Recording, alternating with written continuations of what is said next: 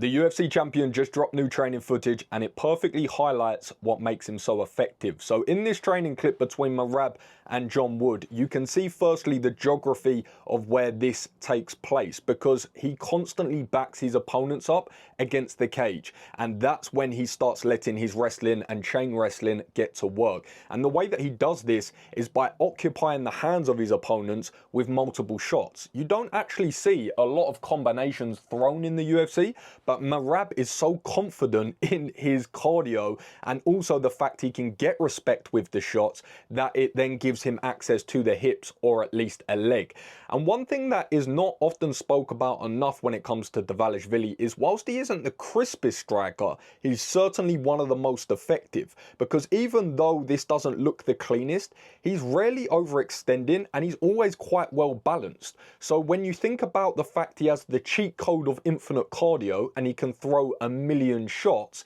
this is what has to get the respect of his opponents, because they have to at least defend one or two, because he's throwing big hooks from different weird angles, and then that gives him the opportunity to level change underneath it. And because he's constantly changing levels in a slight way, constantly changing tempos and constantly covering ground at different speeds, it makes it very hard to actually get a read on his striking, because he does go out of both stances and he does throw his shots from slightly unconventional areas. So these are a couple of things that make the champ so effective and so tricky to deal with. So let me know how you think he gets on in the rematch with Sugar Sean, and as always, keep it casual.